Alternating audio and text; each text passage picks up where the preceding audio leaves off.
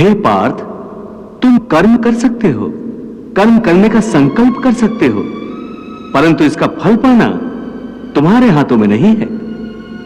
हे मधुसूदन, मैं जिस काम का संकल्प करूंगा वो काम तो मैं करूंगा ही। जब भोजन करने का निश्चय करके बैठूंगा तो निवाला उठाकर मुंह में रखूंगा ही, तभी तो उसे खाऊंगा।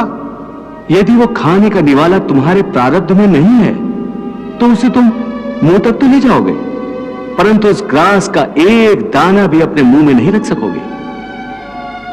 हे अर्जुन, केवल कर्म का संकल्प ही प्राणी के अधिकार में है, उसका फल प्राणी के अधिकार में नहीं है।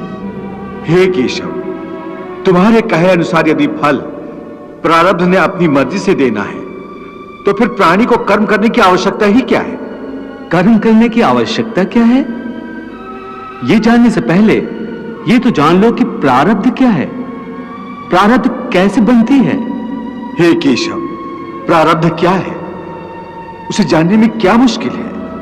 यह तो सीधी सी बात है कि जो भगवान की इच्छा है वही मनुष्य का प्रारब्ध होती है। नहीं अर्जुन, नहीं, यह धारणा सत्य नहीं है। क्यों सत्य नहीं है? क्योंकि मैं किसी के प्रारब्ध नहीं बनाता, ना मैं किसी प्राणी के कर्म अथवा कर्म फल के हिसाब में दखल देता हूं, इसलिए प्राणी की प्रारब्ध बनाने में मेरा कोई हाथ नहीं होता। फिर कौन बनाता है प्राणियों का प्रारब्ध? प्राणियों के अपने कर्म। अर्थात ये कि प्राणी जैसे कर्म करेगा उसका वैसा ही फल पाएगा। अच्छे कर्म करेगा तो अच्छा फल मिलेगा और बुरे कर्म करेगा तो बुरा फल पाएगा। यही जो प्राणी के अच्छे बुरे कर्मों के अच्छे बुरे फल का हिसाब है, इसी को प्रारब्ध कहते हैं।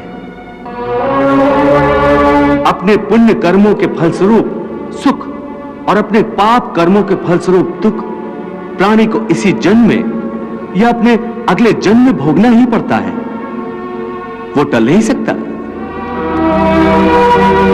इसलिए अकर्मण्य हुए बिना निरंतर अपने धर्म के अनुसार कर्म करते जाओ और मन में यह पक्का विश्वास रखो कि जिस नियत के साथ तुम कर्म करोगे उसी नियत के अनुसार तुम्हें फल अवश्य मिलेगा। कर्म का यह अटल विधान है, इसमें कभी किसी के साथ अन्याय नहीं हो सकता।